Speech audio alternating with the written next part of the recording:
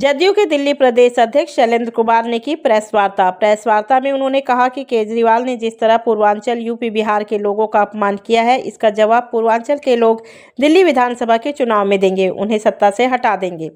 शैलेंद्र कुमार ने कहा कि केजरीवाल जी कहते हैं कि यूपी बिहार के लोग 500 रुपये का टिकट लेकर दिल्ली इलाज के लिए आ जाते हैं।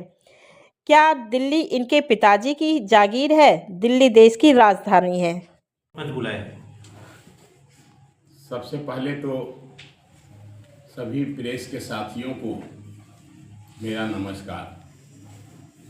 साथियों, आज आपको आमंत्रित करने का विषय ये है कि आप लोगों ने कुछ दिन पूर्व यहाँ जो फर्जीवाल साहब हैं, पूर्व मुख्यमंत्री, उन्होंने एक बयान दिया कि बिहार और उत्तर प्रदेश के लोग यहाँ फर्जी वोट बनवाते हैं और चुनाव के समय में आकर के मतदान करते हैं।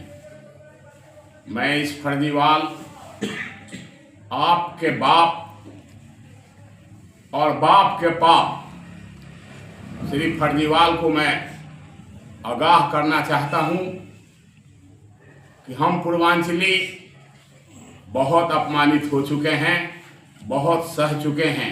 अगर आज पूर्वांचली नहीं होते तो आज जिस महल में वो रह रहे थे आज नसीब नहीं होता। एक नौकर आदमी, एक नौकरशाह व्यक्ति जो कल तक नौकरी करता था, आज शीश महल में रहने का अधिकार अगर किसी ने दिया तो वो पूर्वांचली ने दिया, वो उत्तराखंड के लोगों ने दिया। लेकिन ऐसी बात बोलने से पहले उनको शर्म आनी चाहिए कि जिनकी खुद के सरकार के 15 विधायक जेल में रहे, 8 मंत्री जेल में रहे, 1 सांसद जेल में रहे, मुख्यमंत्री जेल में रहे, उप मुख्यमंत्री जेल में रहे। इसके बाद भी इस फर्जीवाल को शर्म नाम की कोई चीज नहीं है, जिसने झाड़ू से दारू तक दिल्ली को पहुंचा दिया। झाड़ू लेकर आया और दारू तक ले गया और पाठशाला का बहाना बनाकर आया था दिल्ली में कि मैं पाठशाला खोलूंगा पूरे दिल्ली में। पाठशाला से मधुशाला बनाकर छोड़ दिया, पूरे दिल्ली को मधुशाला में बदल दिया। इसको नैतिक अधिकार कहाँ है पूर्वांचलियों पर कुछ कहने का? जिस पूर्वांचली के इतने लोग इनको वोट दिए, नीतीश कुमार को पैर पकड़कर इन्होंने समर्थन मांगा था और प्रारंभ में इनको समर्थन दिया गया था, और पूर्वांचलियों के समर्थन से, उत्तराखंड के लोगों के समर्थन से इन्होंने सरकार बनाया, और आज ऐसी अभद्र टिप्पणियां करते हैं। शर्म आनी चाहिए। आज के दिन में उत्तराखंड के एक भी प्रत्याशी इन्होंने नहीं बनाया है, जबकि उत्तराखंड का दिल्ली में इतनी आबादी है। मुझे अफसोस है कि जिस गरीब लोगों पर इस तरह के आरोप प्रत्यारोप करते हैं, बिहार, उत्तर प्रदेश, झारखंड, पूर्वांचलियों के लोगों पर इस तरह के आरोप प्रत्यारोप करते हैं, काफी अफसोसजनक है।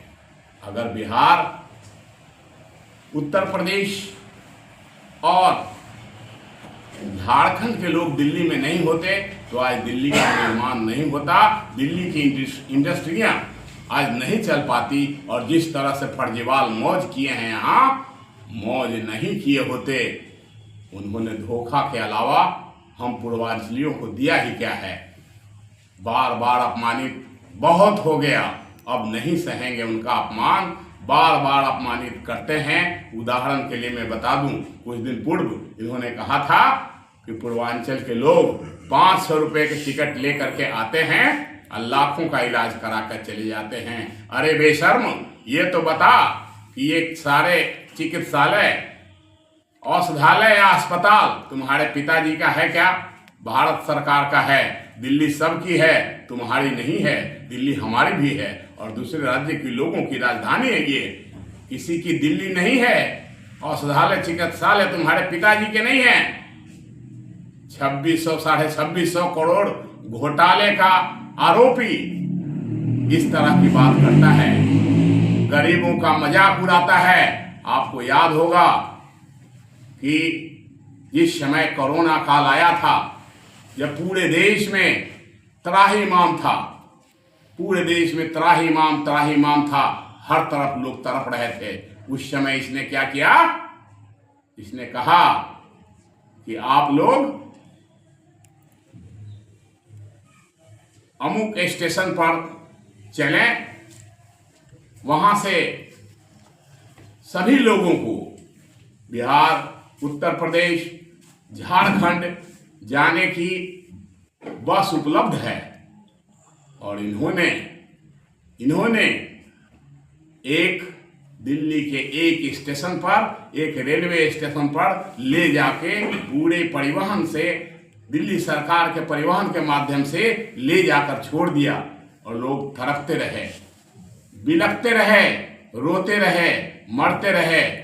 और ये आनंद विहार रेलवे स्टेशन पर आनंद लेता रहा, पूरे न्यूज चैनलों के माध्यम से पिक्चर देखकर। लोग को इतने विवश किया कि लोग वहां से पैदल, विकलांग लोग भी, वैसे लोग जो असमर्थ थे, वैसे लोगों को बिहार, उत्तर प्रदेश, झारखंड, अन्य राज्यों में जाने के लिए मजबूर किया। जो आदमी कभी पूर्वांचलियों को भरोसा दिलाया था, तो मैं आप सभी के लिए, जो बिहार का ऐतिहासिक त्योहार है, जो बिहार का पौराणिक, जो बिहार का काफी धर्मता के साथ मनाया जाने वाला त्योहार छठ के लिए, मैं जमुना में घाट बनवाऊंगा। घाट क्या बनवाएगा वो? घाट क्या बनाएगा बेईमान ठग? उसने तो पूरे जमुना को ही प्रदूषित करके रख दिया। जमुना जहर में परिवर्तित हो गई, और छठ मनाना तो दूर की बात रहा, जमुना के तरफ लोग जाने भी नहीं रहे। जमुना माता को, जमुना हमारी माँ है, गंगा हमारी माँ को भी इन्होंने प्रदूषित करने से नहीं छोड़ा, और अब फिर मौका चाहते हैं।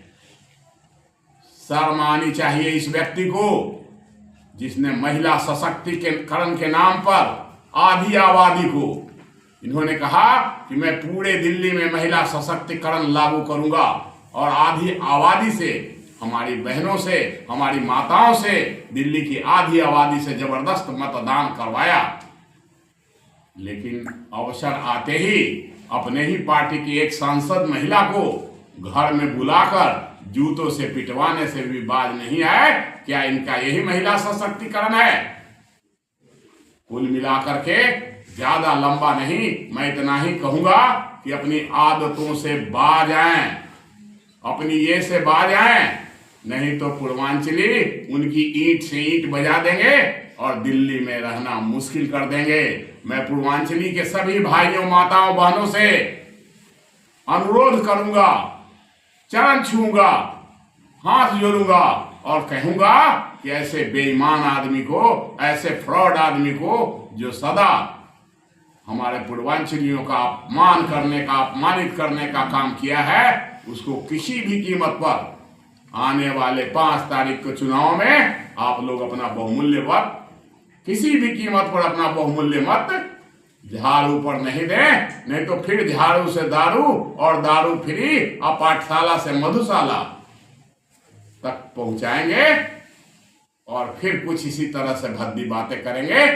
मैं इन्हीं के साथ आप सभी लोगों से, अगर आपका कोई सवाल है तो मैं आमंत्रित करता हूं, अन्यथा आज के लिए चूंकि लंबा ना हो जाए, मैं यहीं पे रोकता हूं। आपके प्रेस कॉन्फ्रेंस का इंतजार बहुत सारे लोग कर रहे थे। जैसे पता लगा कि शैलेंद्र जी प्रेस कॉन्फ्रेंस करने वाले हैं, लोगों की नज़र आप पे आज थी कि कुछ खास होगा। आज के लिए तो ये खासी है, किसी का मान सम्मान, स्वाभिमान की जहां बात हो, स्वाभिमान मान सम्मान की लड़ाई लड़ी जाए, तो ये बात खासी है। मैं कहूँगा आप जेडीयू के प्रदेश अध्यक्ष भी हैं और एनडीए के हिस्से भी हैं, कब तक लिस्ट जारी होगी? मैं समझता हूं कि आज रात में आप लोगों का इंतजार खत्म हो जाएगा। और मैं समझता हूं कि आज रात में लिस्ट जारी हो जाएगा। वैसे हमारे वरिष्ठ पदाधिकारीगण इस पर गंभीरता से विचार कर रहे हैं। मैं समझता हूं कि आज रात्रि में घोषणा हो जाएगी। शैलेंद्र जी, बुराड़ी की गलियों में अवैध शराब बिक रहा है और लॉ एंड ऑर्डर की भी प्रॉब्लम है। आपकी सरकार है, दिल्ली पुलिस केंद्र के अधीन है, क्या कहना चाहेंगे, क्यों ऐसा हो रहा है? दिल्ली पुलिस केंद्र सरकार के अधीन जरूर है, लेकिन माननीय महोदय उत्पाद विभाग, एक्साइज विभाग हमारे अधीनस्थ नहीं आता है। अगर उस पर कोई कार्रवाई करनी हो तो एक्साइज डिपार्टमेंट ही करेगी, पुलिस डायरेक्ट इंटरफेयर नहीं कर सकती। एक्साइज के लिए पूरा एक्साइज कमिश्नर से लेकर के सभी लोग यहाँ रहते हैं। ये काम राज्य सरकार का है, केंद्र सरकार के अधीनस्थ बिल्कुल ही नहीं आता।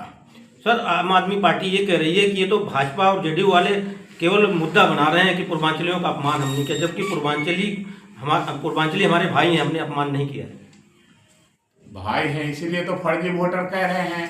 भाई हैं तभी तो आनंद विहार आप लोगों ने देखा था, बस अड्डे पर ले जाके लाखों की संख्या में छोड़ दिए अपने ट्रांसपोर्ट से।